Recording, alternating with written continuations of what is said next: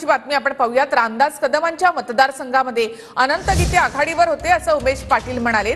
सुनील तटकरे रामदास कदमांमुळे जिंकले हे चुकीचं असं उमेश पाटलांनी म्हटलंय। एकनाथ शिंदेने रामदास कदमांच्या जिभेवर लगाम लावावा असं देखील उमेश पाटलांनी म्हटलं आहे। एक तटकरे आला, त्या तटकरेला जागा कोणी मिळून दिली त्याला विचार ना, मिटकरीला कोण मिटकरी त्याला मी त्याला ओळखत पण नाही, कोण आहे मिटकरी त्याला ओळखत पण नाही।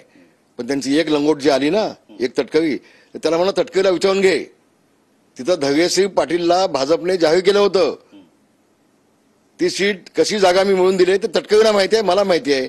आणि तटकरींसाठी आम्ही काय केलंय हे तटकरीला आम्हाला माहिती आहे। रामदास कदम यांचं त्या रायगड लोकसभा मतदारसंघामध्ये योगदान किती आहे? त्यांच्या स्वतःच्या खेड मतदारसंघामध्ये 7,000 मतांनी लोकसभेला तटकरे साहेबांना मतं कमी मिळाली आहेत। ज्या ठिकाणी त्यांचा मुलगा त्या ठिकाणी आमदार आहे, विधानसभेचा सदस्य आहे। तटकरे साहेबाला निवडून आणण्यामध्ये ना तुमचं योगदान, ना ती जागा राष्ट्रवादीला काँग्रेस पार्टीला मिळवून देण्यामध्ये तुमचं योगदान।